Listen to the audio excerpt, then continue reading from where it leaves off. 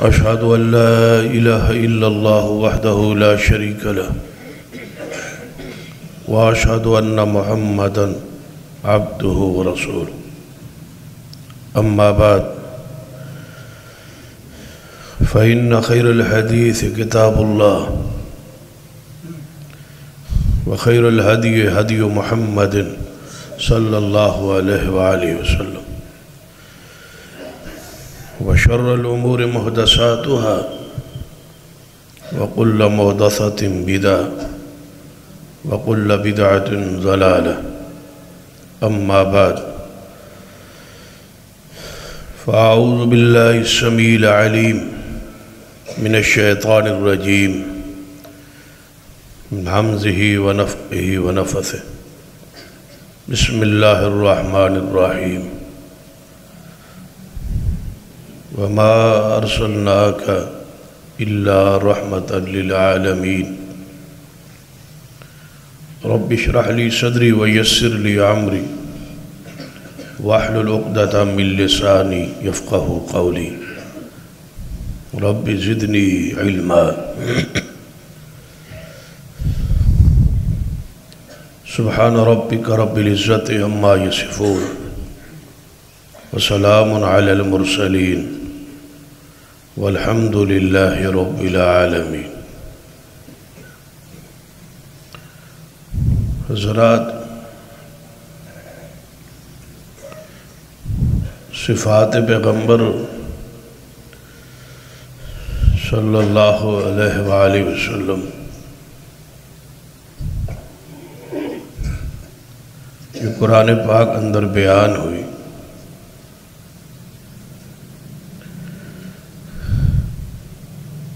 ان صفات جو ایک صفت کہ آپ کو اللہ تعالیٰ نے سارے جہانوں کے لیے رحمت بنایا، اس کی توضیح اور کا سلسلہ کئی خطبات سے جاری.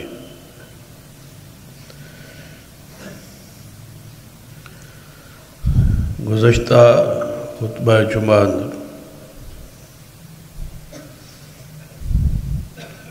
معاشرے نو درپیش مسائل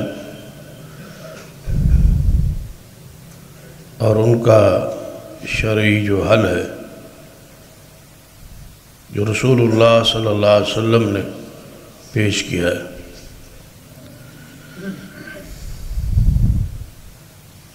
اس پر چند مسائل کا ذکر ہو.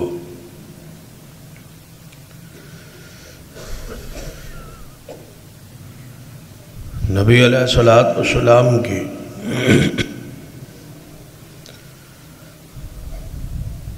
خدمات تو ان کا احاطہ ناممکن ہے. کوئی ایسا شعبہ نہیں جس پر آپ کی سیرت نمونہ ماڈل موجود نہ ہو.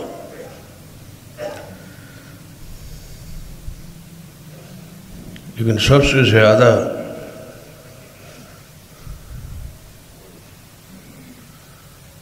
آپ کی ساتھ آپ کی رحمت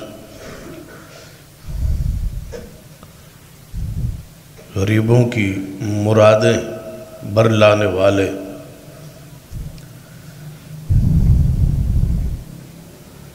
کہ آپ نے غریبوں کے ساتھ کیسا سلوک کیا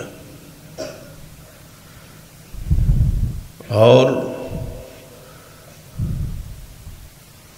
غربت کا سرے سے خاتمہ کے لیے نبی علیہ السلام کی رحمت کے انداز کیا تھے.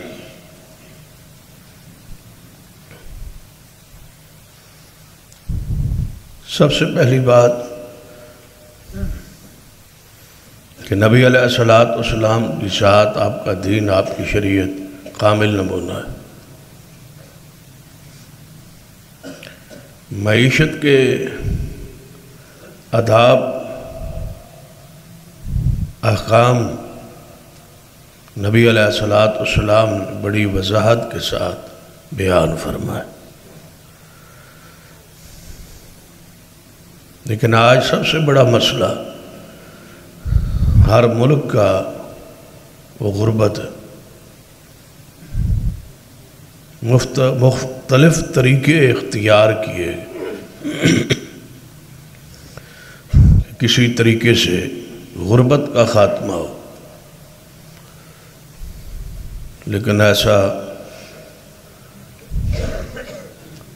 سارے حربے استعمال اور طریقے استعمال کرنے کے بعد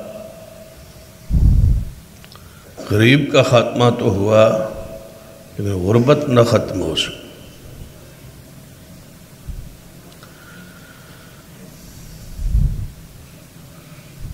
غریب جو ہے وہ پس رہا ہے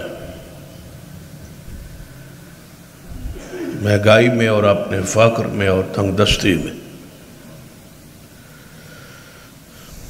دنیا کی 98% آبادی جو ہے وہ غربت کا شکار ہے.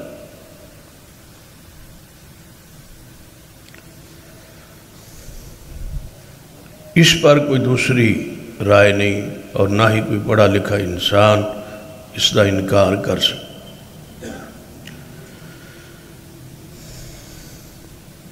اس کے اسباب وجوہات کیا ہے؟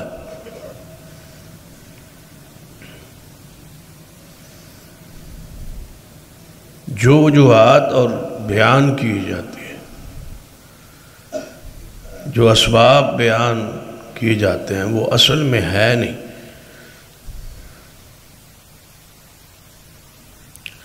اس زمین کے اندر اللہ تعالیٰ نے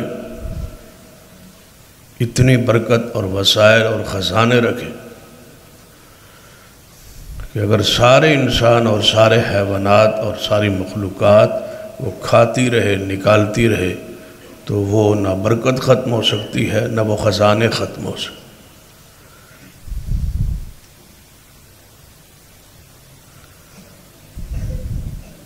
سارا نظام جو ہے اس دنیا کا، جو کچھ ہے اس دنیا میں، وہ انسان کی خدمت کے لیے اللہ نے مسخر کر دیے. اگر سب کچھ ہمارے لیے مسخر ہے پھر ہم ہی بھوکے کیوں ہیں؟ جب سب کچھ ہمارے لیے ہی ہے اس دنیا میں جو کچھ ہے، پھر بھوکے بھی ہم ہیں، غریب بھی ہم ہیں، تنگ دست بھی ہم ہیں، فقر بھی ہمارے مقدر ہے.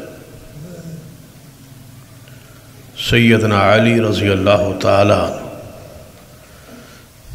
دا قول مبارک ہے، آپ نے فرمایا کہ اللہ تعالیٰ نے اہل ثروت مالدار لوگاں دے مال وچ غرباء کا حق رکھا ہے. مختلف اس کے انداز ہیں، مختلف اس کے طریقے، لیکن اگر پھر بھی فقیر فقیر ہے، غریب غریب ہے تو یاد رکھنا اہل ثروت نے اپنا حق ادا نہیں کیا، مالدار لوگوں نے اپنا حق ادا نہیں کیا. تو وہ یاد رکھے کہ قیامت والے دن اس کا ان سے حساب ہوگا اور اس پر ہی سزا ہوگی. دنیا اندر کوئی ایسا ماہر اقتصادیات پیدا نہیں ہوا جو یہ ثابت کر سکے کہ اس وقت دنیا میں جتنی پیداوار ہے وہ آبادی کے لیے تھوڑی ہے. پیداوار زیادہ ہے، آبادی تھوڑی، لیکن اس پیداوار کا غرباء تک مختلف راستوں سے جو شریعت نے طے کی ہے پہنچایا نہیں جا رہا، پہنچنے نہیں دیا جا رہا. اس کی سب سے پہلی وجہ کہ اہل ثروت جو لوگ ہیں یعنی مالدار جو لوگ ہیں ان کی جو ہوس ہے مال کی اور دنیا کی دولت اکٹھی کرنے کی، جب تک یہ ہوس ختم نہیں ہوگی غربت کا خاتمہ نہیں ہوگا۔ یہ طے شدہ بات۔ سب سے پہلے جس پر شریعت نے زیادہ زور دیا ہے وہ دنیا کے مال کی جو ہوس لالچ طمع ہے، اس کا دل سے خاتمہ، یہ سب سے بڑی بیماری۔ دنیا کا کوئی قانون، کوئی تربیتی نظام اس ہوس کو ختم نہیں کر سکتا سوائے مصطفیٰ علیہ السلام کی شریعت، آپ کی سنت اور آپ کے طریقے اور آپ کی سیرت جب تک ہم نہ پڑھیں اور اس پر عمل نہ کریں۔ اپنے دل سے اس ہوس کا خاتمہ کریں۔ ایک بندہ چاہے ایک سیر 1 کلو کھا نہ سکے لیکن اس کی ہوس من سے زیادہ ہے کہ میرے پاس مال ہو، دولت ہو، اکٹھی ہو، جمع ہو، جائز ہو ناجائز ہو، جہاں سے آئے آنا چاہیے، مال اکٹھا ہونا چاہیے۔ اور نبی علیہ السلام نے فرمایا اس انسان کے پیٹ کو قبر کی مٹی ہی بھر سکتی، اگر اس کو مال و دولت کی بھری ہوئی ایک وادی دے دی جائے تو یہ دوسری وادی کی خواہش کرے گا، دوسری دے دی جائے تو یہ تیسری کی خواہش کرے۔ یہ جو ہوس ہے دنیا کی جوڑنے کی، جمع کی، سب سے پہلے اس پر کام ہونا چاہیے۔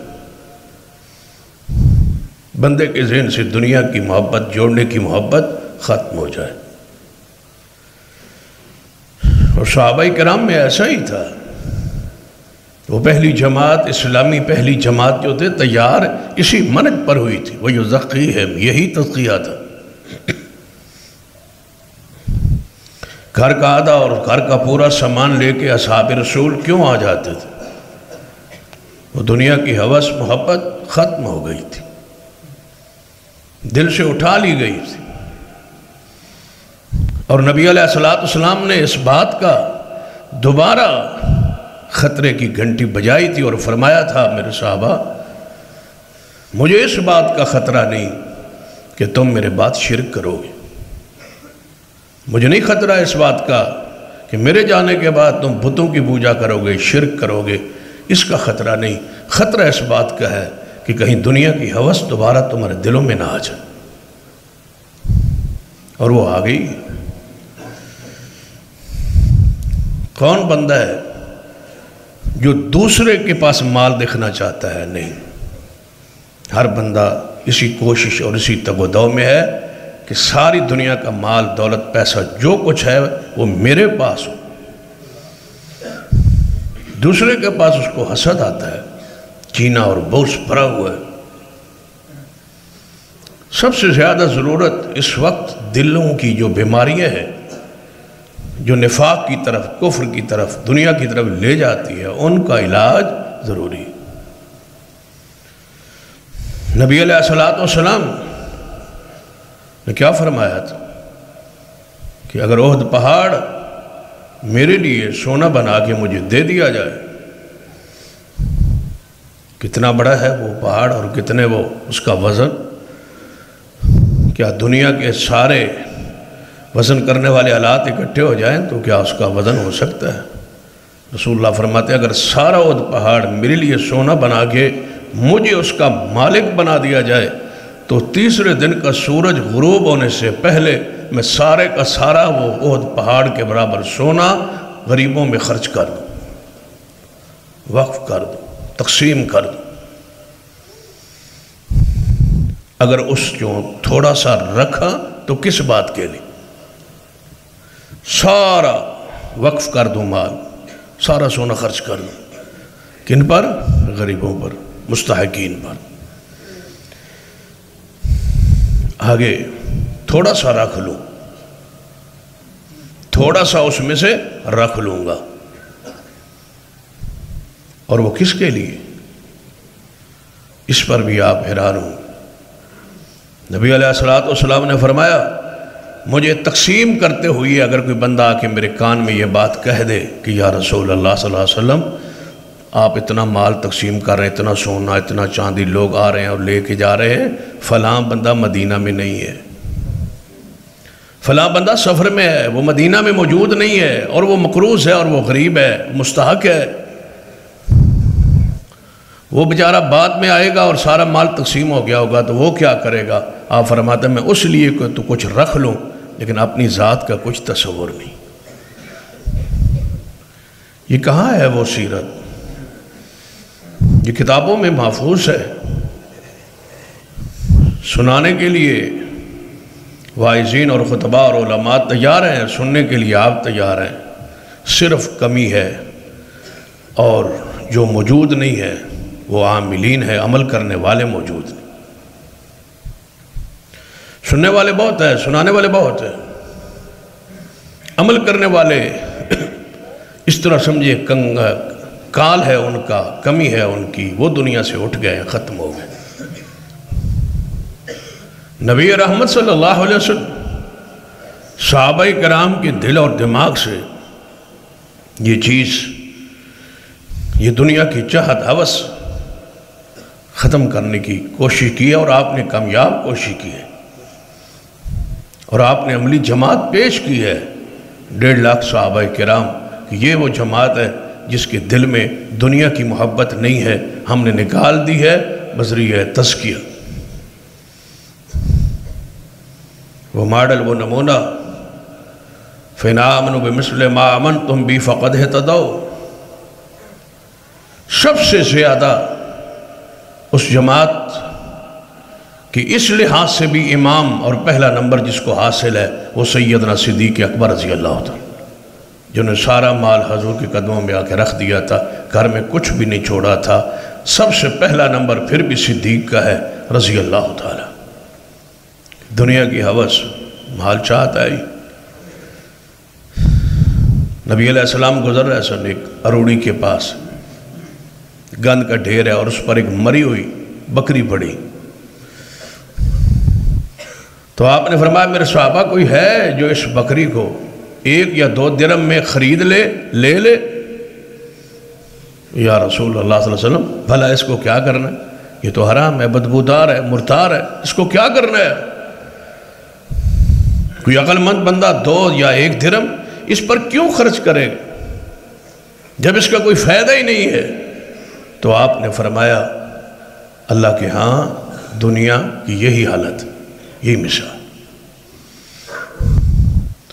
جب تک جوڑ سے آپ آگے نہیں نکلیں گے، جمع پونجی کرنے سے آگے نہیں نکلیں گے، اس وقت تک غربت کا خاتمہ ناممکن ہے۔ یاد رکھیے، آسمان بارش برسانے سے بخل نہیں کرتا، زمین فصل اگانے اور پیداوار اگانے سے بخل نہیں کرتی۔ بخیل بندہ ہے، سرمایہ دار ہے، مالدار ہے، جو غریب تک وہ اٹھا ہوا اگا ہوا مال پہنچانا نہیں چاہتا۔ مختلف طریقے ہیں اس کے، مختلف حربے ہیں اس کے مال بٹورنے کے، ہتھیانے کے۔ ایک مفسر نے اپنا ایک واقعہ لکھا ہے جو ان کے ساتھ پیش آیا، اس واقعے اندر میرے اور آپ کے لیے عبرت۔ فرماتے ہیں کہ میرا ایک دوست انتہائی مالدار تھا، صاحب ثروت تھا، میں اس کو ملنے چلا۔ لکھتے ہیں کہ میں جب اس کے پاس گیا تو وہ پیٹ کی درد سے کرا رہا تھا، مر رہا تھا، تڑپ رہا تھا کہ ہائے میرے پیٹ میں درد۔ تو کہتے ہیں میں نے اس جاتے ہی اسے پوچھا کیا ہوا، کیا ہے مسئلہ آپ کو، کیوں ایسا ہوا؟ تو کہتا ہے کہ آج کھانا ہمارے گھر میں بڑا لذیذ پکا ہوا تھا، بڑا اچھا تھا، ٹیسٹی تھا، اور مجھے وہ کھانا پسند تھا۔ تو جب کھانے بیٹھا تو اس کی لذت کی وجہ سے احساس ہی نہ ہوا کچھ زیادہ کھا لی، اس کی وجہ سے پیٹ میں درد ہو رہا۔ کہتے ہیں میں جلدی سے وہاں سے نکلا، دوڑا، اس کے لیے دوائی کا انتظام کیا، لے آیا، اس کو دوائی کھلائی تو وہ شفا یاب ہو۔ کہتے ہیں وہاں سے میں اپنا وقت اس کو دے کے ملا کے واپس پلٹا تو راستے میں ایک میرا دوست رہتا تھا، اگرچہ وہ مالدار نہیں تھا، غریب تھا، تو کہنے لگے کہ میں اس کو ملنے کے لیے اس کے دروازے پہ چلا گیا، چلو یہاں سے گزر رہا ہوں، اس علاقے میں آیا ہوں، اس گاؤں میں، اس پنڈ میں، دیہات میں، اگر اس کو ملا ہوں تو چلو اس کو بھی جاتے جاتے مل لیتے۔ تو وہ اپنا حقیقی سچا واقعہ یہ لکھ رہے جو ان کے ساتھ پیش آیا۔ فرماتے اتفاق ایسا لاغا مرا ایسا، جب میں اندر داخل ہوا تو وہ پیٹ کے درد سے مر رہا ہے۔ میں بڑا حیران ہوا، میں جس دوست کے پاس جاتا ہوں یہی کیفیت ہے۔ میں نے کہا کیا ہوا؟ کہتا ہے کئی دنوں سے میرے گھر میں کھانے کے لیے کچھ نہیں، تو میں بھوک سے، تکلیف سے، یہ میری حالت اور یہ میری کیفیت، مانگتا نہیں، بھیک نہیں مانگتا، لیکن حالت میری یہ ہے۔ اللہ کا شکر ہے کہ آپ آ گئے میرے پاس۔ کہتے ہیں میں وہاں سے باہر نکلا، اس کے لیے کھانے وانے کا کہیں سے انتظام کیا، لے آیا، اس کو کھلایا، اللہ نے اس کو شفا بخشی۔ تو کہتے ہیں میں سوچ میں پڑ گیا کہ دو میرے دوست ہیں، ایک زیادہ کھا کے تڑپ رہا ہے اور ایک بھوک سے تڑپ رہا ہے، کاش یہ اپنا بچا ہوا زائد کھانا اس کو دے دیتا تو یہ حالت، یہ کیفیت نہ ہوتی۔ ایک گلی ہے، ایک محلہ ہے، ایک بستی ہے، دونوں کی حالتیں مختلف ہیں۔ چلو ان میں تو ہو سکتا ہے رابطہ نہ ہو، آپ اپنی گلی میں، اپنے محلے میں، اپنی برادری میں، اپنی قوم میں، اپنی جماعت میں جس انداز سے سوچنا چاہتے ہیں ذرا سوچیں کہ ہمارے گھروں میں ایسا نہیں ہے۔ باہر نہیں جاتے، گھر کے ماحول کی طرف ہے۔ ایک باپ کے دو بیٹے، دونوں بھائی ہیں اور حقیقی، دونوں کے پاس مال و دولت کی ایک کیفیت نہیں ہے، دونوں کی اولاد کی ایک کیفیت نہیں۔ ایک کرائے پر ہے، دوسرا ذاتی مکان میں رہتا ہے، ایک کاروبار پہ ہے، ایک مزدوری کرتا ہے۔ باپ ایک ہے، خون ایک ہے، نسل ایک ہے۔ کیا انسانیت مر نہیں گئی؟ کیا ہمارے اندر کا وہ جو انسان ہے وہ زندہ ہے یا مردہ ہے؟ یہی وہ بھائی ہے جس کے مرنے پہ ہم نے رونا ہے اور تڑپنا ہے اور چلانا ہے اور کہنا ہے ہائے ہائے میرا بھائی مجھ سے جدا ہو گیا۔ جب زندہ تھا تو نے کیا کیا ہے؟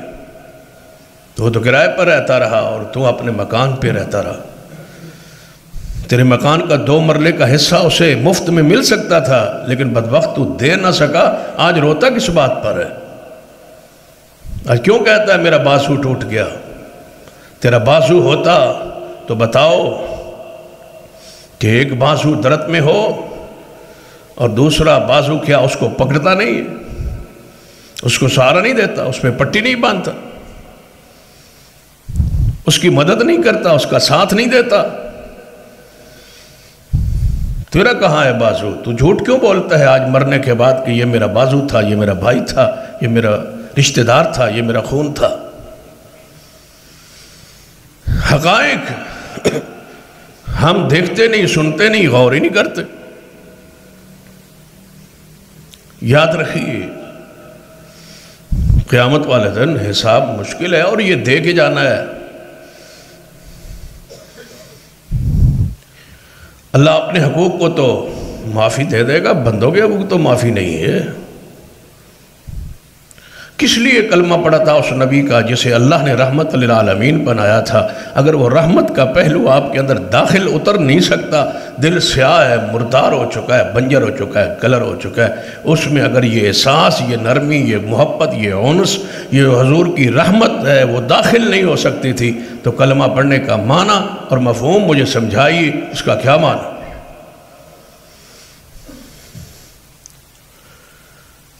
دنیا کے اندر انسانوں کی خوراک حیوانوں کو دی جاتی، جانتے ہو آپ؟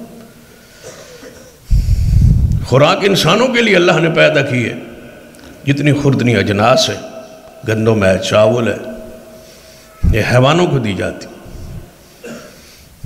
اور اسی بستی اور اسی گاؤں اور اسی شہر اسی محلے میں دی جا رہی ہوتی ہے جہاں انسان بھوکے مر رہے ہوتے۔ کیا انسانیت ہے ہماری! بلکہ سروے کرنے والوں نے یہ باتیں لکھی ہے کہ جو انسان کے لیے خوراک اس زمین سے پیدا ہوتی ہے اس کا 1/3 حصہ جانوروں کو کھلایا جاتا ہے۔ ان کا گوشت اور ان سے دودھ لینے کے لیے فطری خوراکوں کو چھوڑ کے انسان کی خوراک کو انہیں کھلایا جاتا ہے۔ چاول، آٹا انہیں دیا جاتا ہے۔ پورے ملک کے جاگیرداروں کا، مالداروں کا، سرمایہ داروں کا حساب لگایا ہے تو کیا لکھا ہے؟ کہتے ہیں کہ ان کے 15 لاکھ ہمارے ملک میں جاگیرداروں کے ذاتی ملازم جو ہیں وہ 15 لاکھ ہیں۔ سوائے قربانی کے گوشت کے وہ گوشت نہیں کھاتے، اور وہ اپنے ہاتھوں سے روزانہ تازہ گوشت ان کے کتوں کو ڈالتے۔ جس معاشرے کی یہ حالت، یہ کیفیت ہو، انہیں مسلمان کہا جاتا ہے۔ اپنے گریبانوں میں جھانکو، دیکھو ہم کہاں کھڑے ہیں۔ رحمت للعالمین کی اس رحمت کو پڑھو، یہ کس لیے رحمت للعالمین تھے؟ وہ غریبوں کی مرادیں برلانے والا۔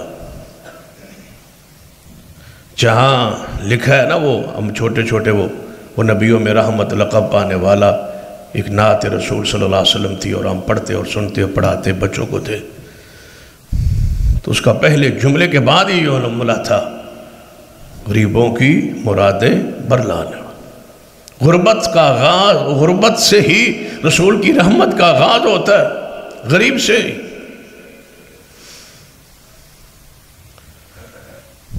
لکھا ہے سروے کرنے والوں کہ دنیا میں جتنی گندم، چاول اور ان خوردنی اجناس کی پیداوار ہوتی ہے، اگر ساری پاکستان کی آبادی پر وہ تقسیم کر دی جائے تو ہر حصے، انسان کے حصے میں 8 من گندم آ سکتی۔ اور کیا ایک انسان زندہ رہنے کے لیے سال کے لیے اس کے لیے 8 من ایک بندے کے لیے کیا کافی نہیں؟ پیداوار کی کمی نہیں ہے۔ آگے وہ درندے بیٹھے ہیں جو آپ کے وسائل کو لوٹتے ہیں اور کرپشن کرتے ہیں اور کھاتے ہیں اور پیتے ہیں اور عیاشی کرتے ہیں۔ ذرا اوپر سے لے کر نیچے تک آئیں، چلا ایوان صدر پہ پہنچیے، ذرا تصور کی دنیا۔ ایوان صدر دیکھیے پاکستان کا، اس کا رقبہ، اس کی بلڈنگ، اس کی آرائش، اس کی زیب و زینت، پھر اس کا مکین، پھر اس کے ملازمین، پھر وہاں کے کھانے، عیاشی، یہ ساری چیزیں دیکھ لیں،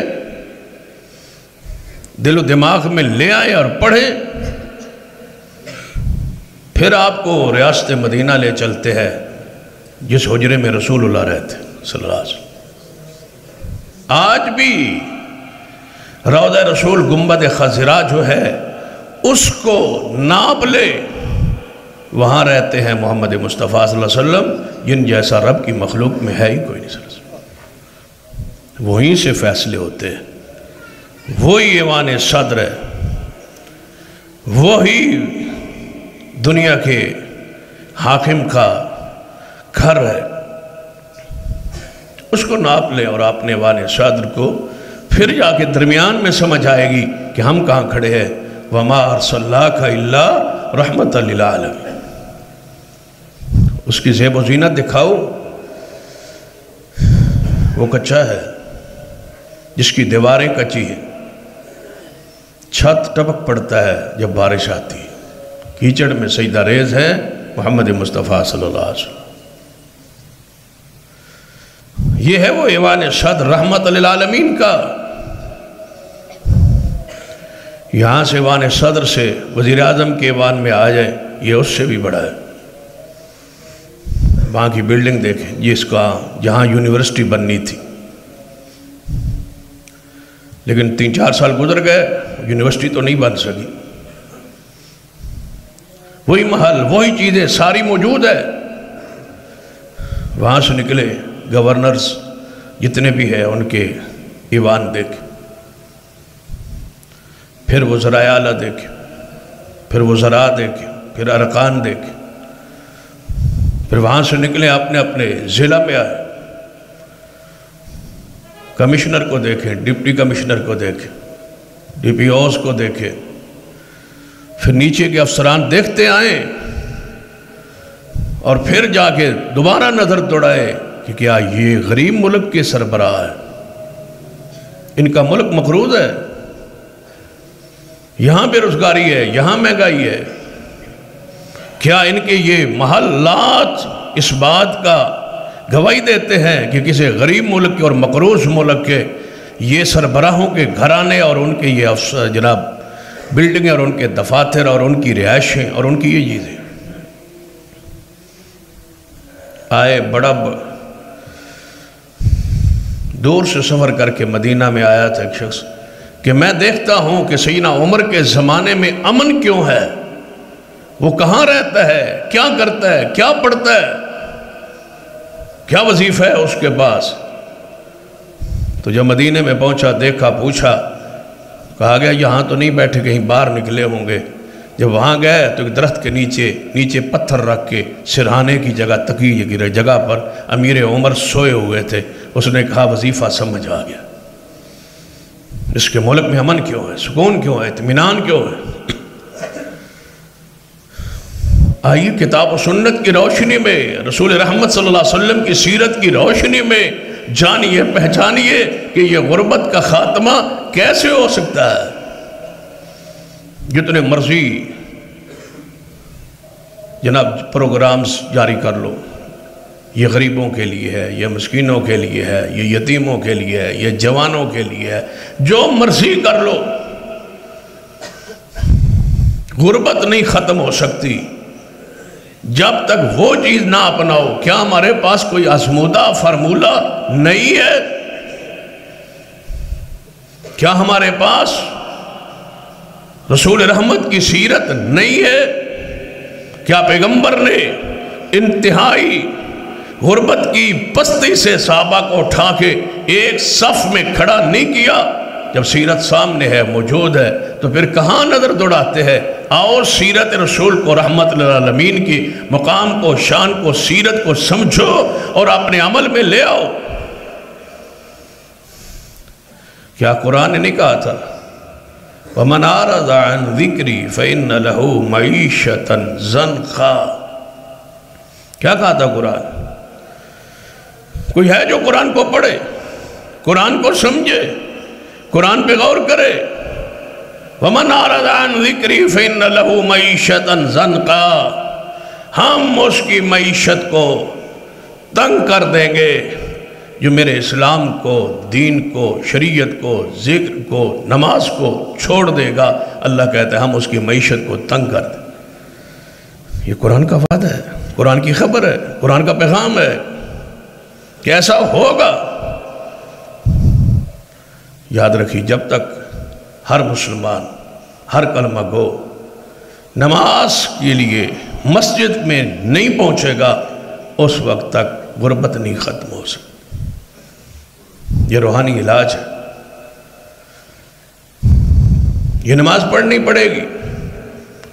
یہ اللہ کا سب سے بڑا ذکر ہے، نماز، اس کو اختیار کرنا پڑے گا۔ نماز رسول اللہ کی آنکھوں کی ٹھنڈک ہے، اختیار کرنا پڑے گا، نماز پڑھنی پڑے گی۔ معیشت کی تنگی کا بہترین علاج یہ ہے کہ آپ اللہ کے ذکر کو، نماز کو لازم قرار دیں۔ اس کے بعد نبی علیہ السلام کی سیرت رحمت سے محنت اور مزدوری ہے۔ اس میں اور نہ سمجھے، کیونکہ ہمارے ساتھ مخلوط معاشرے اور ماحول میں ہندو رہے، انہوں نے یہ کام کی تقسیم جو ہے کر دی تھی اور ہمارے ذہنوں میں ڈال دیا تھا یہ ہمارا سٹیٹس، یہ ہمارا مقام نہیں ہے کہ ہم یہ کام کریں۔ ہمارے ذہنوں میں یہ بات اتری ہوئی، ہم نے بد تقسیم کیا ہوا ہے مختلف کاروباروں کو اور معاملات کو کہ یہ خاندان کا بندہ ایسا کام کر سکتا ہے، یہ نہیں کر سکتا۔ نبی علیہ السلام دیکھیے، یہ ایک عام سا معاملہ ہے بالوں کی کٹنگ کا، صحابہ کرام نے یہ کام کیا ہے۔ رسول اللہ صلی اللہ علیہ وسلم، صحابہ کرام اپنے ہاتھ سے اپنے بالوں کو بھی کاٹ رہے۔ کوئی معاملہ لے لے، کوئی کاروبار لے لے، قرآن کیا کہتا ہے؟ هُوَ الَّذِي جَعَلَ لَكُمُ الْأَرْضَ ذَلُولًا فَامْشُوا فِي مَنَاكِبِهَا وَكُلُوا مِن رِزْقِهِ، میں نے ساری زمین تمہارے لیے مسخر کر دی ہے، ساری زمین تمہارے لیے مسخر ہے، ان راہوں پہ چلو اور اپنا رزق تلاش کرو۔ قرآن یہ کہہ رہا ہے نکلو، اس زمین میں رزق کے وسائل ہم نے رکھ دی اور بے شمار رکھ دیا ہے، لا تعداد رکھ دی ہے، تمہاری پیداوار سے دگنا نہیں، اس سے کئی گنا زیادہ وسائل رکھ دیے۔ وَقُلُوا مِن رِزْقِ فَامْشُوا فِي مَنَاكِبِهَا وَقُلُوا مِن رِزْقِ، تلاش کرو، نکلو، چلو، زمین میں کام کرو، محنت کرو، مزدوری کرو۔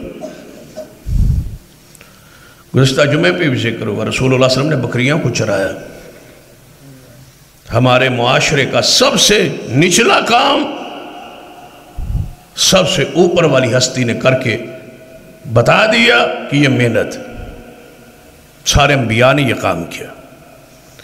ایک روایت میں ہے، ایک شخص آیا، وہ اپنے ہاتھ سے مزدوری کرتا تھا، تو رسول اللہ صلی اللہ علیہ وسلم نے اس کے ہاتھوں کو چوم لیا اور چوم کے فرمایا کہ یہ ہتھیلیاں اللہ کو پسند ہیں۔ پھر فرمایا کہ یہ ہتھیلیاں جہنم کی آگ نے نہیں چھوئے گی جو اپنے ہاتھ سے کما کے اپنے گھر والوں کو کھلاتا اور پلاتا ہے۔ یہ نبی علیہ السلام کی رحمت۔ لوگ غلط کہتے ہیں، فلاں جی وہ غریب ہے تو کیوں نہیں، وہ کماتا کیوں نہیں؟ یاد رکھیں، آپ کے گھر کے اندر بھی سارے برابر نہیں کماتے، کسی کی آمدن زیادہ ہے، کسی کی کم ہے، کسی کا عقل زیادہ ہے، کسی کا کم ہے، کوئی معذور ہے، کوئی کسی حالت کیفیت میں، یہی پورے معاشرے کو اسی پر قیاس کرے، ان کو کھڑا کرے، ان کو ترغیب دے، ان کو اس لائق بنائے، ان کی ذہن سازی کرے، تربیت کرے کہ اللہ کے بندو، سستی اور کاہلی مسلمان کا شیوا نہیں ہوتا، کام کرے، محنت کرے، مزدوری کرے۔ اور پھر نبی علیہ السلام نے اس کا دوسرا طریقہ اختیار کیا، ایک ترغیب دی، ان ہاتھوں کو چوما جو ہاتھ محنت کرے، مزدوری کرے، ان کو جنت کی بشارت دی۔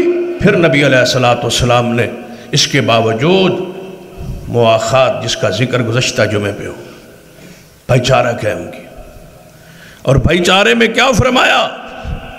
آپ نے فرمایا میرے صحابہ، جس کے پاس زید سواری ہے سنیں اور اس کو پلے باندھیں، عمل کریں۔ نبی علیہ السلام نے فرمایا جس کے پاس زید سواری ہے وہ اس کو اپنی سواری زید دے دے، جس کے بھائی کے پاس نہیں ہے، جس کے پاس جو بچا ہوا گھر سے کھانے سے ضرورت سے زید پڑا ہے وہ دوسرے بھائی کو دے دے۔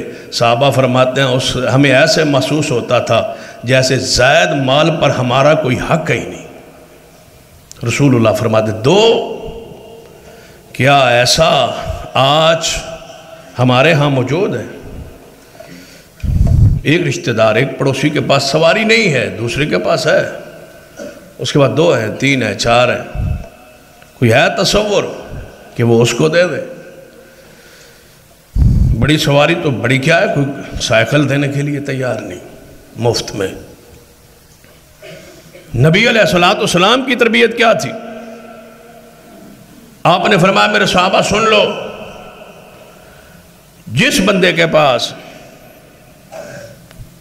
جس قبیلے کے پاس مال دولت پیسہ نہیں ہے اور وہ تمہارے بھائی ہیں، اپنے مال میں ان کو شریک کرو۔ جابر بن عبداللہ رضی اللہ عنہ فرماتے ہیں کہ میرے پاس چند اونٹ تھے، لیکن میں نے 3 آدمیوں کو رسول اللہ کے فرمانے پر لے گیا اور تینوں کو اپنے اونٹوں میں برابر کا حصہ دار بنا لی۔ ہمارے ہاں ایسا کیوں نہیں؟ یہ مسجد، یہ جماعت، یہ نظم، یہ بات جماعت، نماز کس لیے ہے؟ گھروں میں نماز نہیں ہو سکتی تھی۔ مسجد میں ایک جگہ پہ اذان ہو جاتی، ہر بندہ اپنے اپنے گھر میں اللہ کی عبادت کرتا، مسجد میں کیوں ہے؟ یہ 5 وقت کی یہ نماز یہاں کیوں ہے؟ کاش اس کے فلسفے کو آپ جانتے اور سمجھتے اور پہچانتے ہوتے۔ یہ اسی لیے کہ یہاں آئے سارے محلے کے لوگ، غریبوں کا پتہ چلے، امیروں کا پتہ چلے، کرایہ داروں کا پتہ چلے، مال کے مکان کا پتہ چلے، اس کے پاس کیا کچھ ہے، اس کے پاس کیا کچھ نہیں پتہ چلے، جس کے پاس ہے وہ ان کو بھائی بنا۔ یہ سنتے کون پوری کرے؟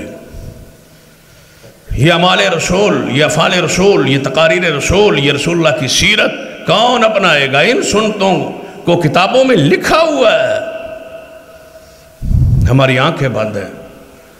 ہم جب بخاری شریف کو کھولتے ہیں تو کتاب الصلاۃ کھول کے پڑھ کے بند کر دیتے کہ اس میں نماز کے مسائل ہیں، عقائد کے مسائل ہیں، وہ پڑھتے۔ آگے پڑھیے بخاری کو، پوری کو پڑھیے، سمجھیے آگے کیا ہے۔ آگے کسب حلال بھی ہے، کتاب البیوع بھی ہے، کتاب النفقات بھی ہے، وہ ساری چیزیں کتب احادیث میں موجود ہیں، ان کو پڑھیے۔ نبی علیہ السلام نے کیا فرمایا اصحاب صفہ طلبہ کے حوالے سے؟ فرمایا میرے صحابہ جس کے پاس 2 بندوں کا کھانا ہے وہ تیسرا مسجد سے طالب علم لے جائے، جس کے بعد 3 کا ہے وہ چوتھا لے جائے، جس کے بعد 4 کا کھانا موجود ہے وہ 5واں لے جائے۔ لے جاتے تھے صحابہ۔ اس حدیث کو پڑھیے جس مہمان رسول کو بچوں کو سلا کے کھلا دیا تھا اور اللہ آسمان پہ مسکرایا تھا، اشارہ کیا ہے، واقعات جو کہ لمبا ہے۔ ذرا قانونی دفعات اور کتاب النفقات کی طرف درگاہی، یہ تو ہے ترغیب، یہ تو ہے تزکیہ، یہ تو ہے تربیت، یہ تو ہے کہ ہوس ختم ہو جائے تو پھر آپ کسی کے ساتھ بھی تعاون کر سکتے ہیں۔ لیکن اب ذرا قانون کی طرف آتے ہیں، قانونی دفعات کی طرف آتے ہیں، اس میں رحمت رسول صلی اللہ علیہ وسلم کا مطالعہ کیجئے۔ قانون نان کا، نفقے کا، کفارات، خراج، فدیہ، زکوٰۃ، عشر، یہ ساری چیزوں کو پڑھیے۔ رسول اللہ کی رحمت کو اس حوالے سے پڑھنا چاہیے۔ تو سنیے حدیث، حضور نے فرمایا انا ولی من لا ولی لہ، جس بندے کا کوئی وارث نہیں، جس بندے کا کوئی سنبھالنے والا نہیں، اس کو سنبھالنے والا میں محمد مصطفیٰ ہوں صلی اللہ علیہ وسلم۔ جس کا کوئی وارث نہیں، کیا فرمایا تھا؟ فرمایا میرے صحابہ سن لو، میرا صحابی ہو جائے فوت، اس کے وارث، اس کے پیچھے جو ہے اس کے اسبا، اس کے رشتہ دار، ادھے مال جو کچھ اس نے چھوڑا ہے وہ اس کے وارث ہیں۔ اور اگر کسی میرے صحابی نے قرض چھوڑا ہو، چھوٹی اولاد چھوڑی ہو اور ان کو کوئی سنبھالنے والا نہ ہو تو میں محمد اس کا ذمہ داری لیتا ہوں صلی اللہ علیہ وسلم۔ یہ وہ ہے رحمت للعالمین۔ مصر کے ایک بہت بڑے عالم گزرے ہیں، ڈاکٹر یوسف القرضاوی رحمہ اللہ، انہوں نے اس پر کچھ لکھا ہے۔ اس حوالے سے ذرا غور فرمائے۔ کتاب النفقات جو ہے اس کو آج تک سمجھا، پڑھا، پڑھایا، عوام الناس میں نہیں گیا۔ ایک برادری ہے، قوم ہے، رشتہ دار ہے، اس دے وچوں رشتہ داراں چوں کچھ غریب ہے، کچھ مالدار۔ اب جو غریب ہے پوری رشتہ داری پر لازم ہے، فرض ہے، ضروری ہے کہ اس غریب کو وہ کھڑا کر، اور نفقات کی باب کو پڑھے۔ علامہ یوسف القرضاوی رحمہ اللہ نے اپنے استاد کا ایک واقعہ لکھا، اور یہ واقعہ بھی میرے اور آپ کے سننے اور سمجھنے والے، اور واقعہ انہوں نے فرانس کا لکھا۔ فرماتے ہیں کہ میں ایک مہمان ٹھہرا گیا تو وہاں ایک بچی ان کے گھر میں کام کاج کرتی تھی۔ وہ بار بار آتی، جہاں ہم بیٹھے ہوتے، کھانا لاتی، کوئی چیز لاتی۔ مجھے اس بچی کے چہرے سے محسوس ہوتا کہ یہ کسی خاندانی، بڑے خاندان کی یہ خاتون، یہ بچی معلوم ہوتی۔ تو کہتے ہیں میں نے پوچھا یہ بچی کون؟ انہوں نے کہا ہماری نوکرانی۔ مجھے ایسے محسوس ہوتا ہے اس کے چہرے کے اثرات سے کہ یہ کسی اونچے خاندان کی ہے، اچھے کھاتے پیتے خاندان کی۔ انہوں نے کہا ہاں ایسا ہی ہے۔ تو اس کے والدین فوت ہو، تو یہ غریب ہے بچی بیچاری، تو اس کو ہم نے یہاں کام پہ رکھ لی، یہ کام کر دی۔ فرمایا اس کا کوئی قبیلہ نہیں ہے؟ قبیلہ تو ہے، حقیقی چاچا موجود ہے، لیکن وہ خیال نہیں رکھتا، تو یہ کام کر رہی۔ شیخ لکھتے ہیں کہ میں نے انہوں نے کہا کہ کیا اس کو قانون کا نہیں پتا؟ اس نے کہا کیا قانون؟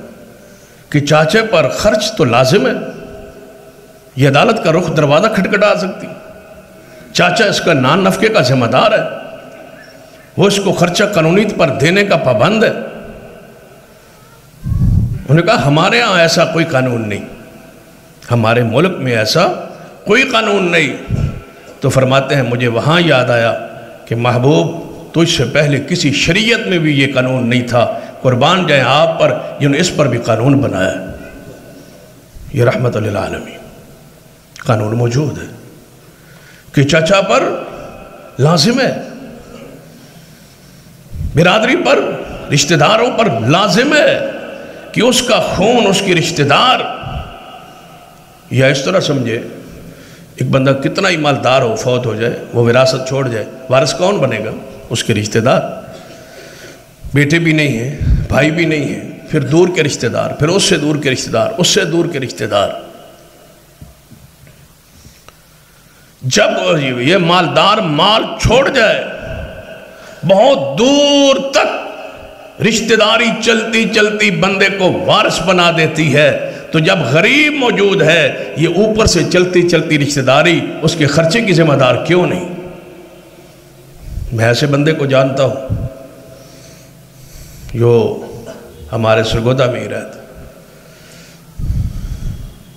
کہ اس کو اچانک صبح پتہ چلا کہ آپ کے فلاں خاندان جو تھا وہ مرتا مرتا کچھ بے اولاد تھے، گزرتے گزرتے سارے، کوئی ان کا قریبی رشتہ دار نہیں رہا، کہاں دور کا تعلق رشتہ آپ سے بنتا ہے، اور اس کے آپ 12 مربع زمین کے آپ مالک راتوں رات بن چکے۔ اگر ایک دور کا رشتہ دار جس کا کوئی وارث نہ ہو وہ اس کا وارث شریعت بنا دیتی ہے، تو میں پوچھتا ہوں جب غریب ایک برادری میں موجود ہے تو کیا رشتہ داروں پر لازم نہیں ہے، قانونی طور پر لازم ہے کہ وہ اس کی خرچے کی ذمہ داری اٹھائیں، اس کو اپنے پیروں پہ اٹھانے کی ذمہ داری کو قبول کریں؟ وہ تو چاچا کا واقعہ سنا رہا تھا، کل کی اخبار میں بھی ایسا واقعہ، ہمارے ملک میں بھی ایسا ہو، کل بنے وقت میں کل کی بات کہ حقیقی چچا نے بھتیجیوں کی، غریب یتیم بھتیجیوں کے مال کو سنبھالنے کے لیے، بافوت ہو چکا، پیچھے بھتیجیاں ہیں، بھتیجا نہیں ہے، ان کے مال کو ہتھیانے کے لیے ایک بھتیجی کے ساتھ وہ بدکاری کرتا رہا۔ زمین پھٹ جائے، آسمان شک ہو جائے، اتنے بڑے جرم پر کہاں محرم بیٹی بھتیجی، اور کہاں یہ ظلم اور گناہ اور بدکاری اور فحاشی، کس ہوس اور مال اور دولت کے لیے اس کی تصویریں بناتا رہا تاکہ اس کو میں کل یہ چپ رہے، خاموش رہے، نہیں تو آپ کی تصویریں عوام میں بھیج دوں گا، ذلیل کر دوں گا۔ یہ صورتحال ہے۔ آج ضرورت ہے غربت کے خاتمے کے لیے اس سادگی کی جو سادگی محمد مصطفیٰ صلی اللہ علیہ وسلم نے اختیار کی تھی۔ وہ حجرہ پاک ساگوان کی، وہاں کوئی لکڑ نہیں لگی تھی، سنگ مرمر نہیں تھا، ضیافت کے لیے بے تکلفی تکلف والے کھانے نہیں تھے، سادگی تھی۔ اور نبی علیہ السلام نے زراعت کو، دیکھ لیں زراعت کو، غربت کے خاتمے کے لیے آپ نے فرمایا زمینوں کو آباد کرو۔ اور اگلی بات سن لو، اصول ہے، کاش یہ اصول پڑھے پڑھا ہے کون۔ اگر ایک زمین 3 سال بنجر رہتی ہے، اس کو کوئی آباد نہیں کرتا، تو وہ حکومت مجرم ہے۔ وہاں بندوں کو حق ہے کہ اس زمین کو آباد کرے، پھر جس زمین کو جو آباد کرے وہ اس کی ملکیت ہو جاتی۔ بنجر زمین کو رکھنا حرام ہے، جرم ہے۔ جس کو زمین جس کے پاس ہے اس پر لازم ہے، سنت ہے، طریقہ ہے، دین ہے کہ 3 سال کے اندر اندر اس کو آباد کرے، وہاں سے فصل اگائے تاکہ اللہ کی مخلوق اس سے فائدہ اٹھائے۔ بنجر زمینیں کتنی ہزاروں لاکھوں ایکڑ پڑی ہے، جو سمجھتی ہے حکومت ہماری تعویل میں ہے، لیکن وہاں اس کو آباد نہیں کیا جائے۔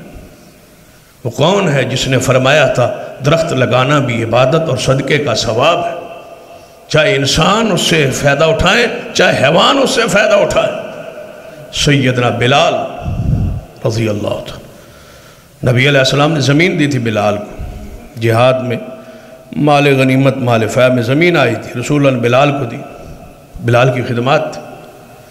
رسول اللہ صلی اللہ علیہ وسلم وفات پا گئے، سیدنا صدیق اپنا دور خلافت گزار کے وفات پا گئے، سیدنا عمر کا زمانہ خلافت آیا، فرمایا بلال وہ زمین کہاں ہے؟ آباد کی ہے اس زمین کو؟ فرمایا نہیں، آپ نے سرکاری تحویل میں لے لی بلال کی زمین کہ جس کو آباد نہیں کیا کرتا اس کو رکھنے کا حق حاصل ہی نہیں۔ غربت کا خاتمہ کیسے ہو کہ بنجر زمینوں کو آباد کرنا مسلمان پر لازم ہے، ضروری ہے، اسلامی ریاست پر لازم و ضروری ہے۔ نبی علیہ السلام غربت کے خاتمے کے جو فرمولے اور طریقے آپ نے بیان کیے ہیں وہ کتاب البیوع تجارت کے ابواب میں پڑھے اور ان کو اپنائیں، تاکہ ہمارے اس معاشرے کی یہ جو غربت ہے، یہ جو فقر ہے، یہ جو فاقے ہیں، یہ جو مہنگائی ہے، یہ ساری چیزیں اسی وجہ سے کہ ہماری زمینوں پر لوگوں نے قبضہ کیا ہو۔ میں ایک سروے پڑھ رہا تھا اور حیران ہو رہا تھا کہ 93% آبادی جو ہے وہ ٹوٹل 37% زمین پر ان کی ہے، باقی ساری زمین جو ہے وہ بڑے خاندانوں کے پاس جو قابض ہیں اس زمین پر، جو جگیریں انہیں تقسیم کی گئی ہے انگریزوں کی وفاداری کے زمرے میں۔ پنجاب میں آپ دیکھ لیں 5% ہیں سارے بڑے خاندان، اس میں کتنے ہیں؟ ملک ہیں، ٹیوانے ہیں، چیمے ہیں، چٹھے ہیں، کھوسے ہیں، 5% ہیں اور زمینوں پر جو قبضہ ہے وہ اللہ کی پناہ۔ 25% سے زیادہ زمینیں تو ان کے پاس، سندھ میں دیکھ لیں، بلوچستان میں دیکھ لیں، 100% جاگیردار زمینوں پر قابض ہیں، باقی سارے غریب مزارے ہیں، جن کے پاس نہ تعلیم ہے، نہ عقل دیا گیا، نہ شعور دیا گیا، نہ تعلیم دی گئی، نہ آگے بڑھایا گیا، نہ پڑھایا گیا، نہ سکول، کچھ بھی نہیں، سوائے انہیں کلمہ طیبہ کے، اس کے علاوہ کچھ آتا نہیں۔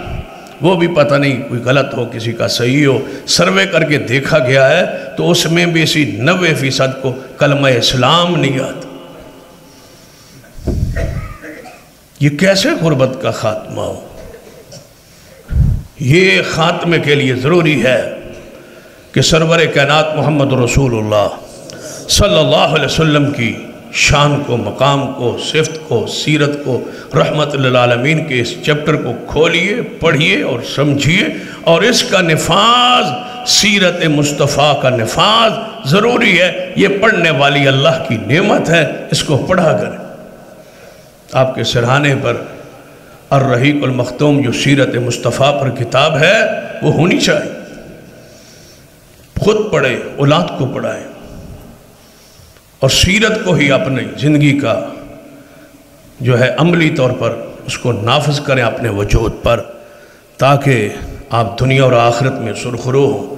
اللہ مجھے اور آپ کو آپ کی رحمتوں سے فائدہ اٹھانے کی توفیق دے۔ اقول قولی ھذا واستغفر اللہ لی ولکم ولسائر المسلمین۔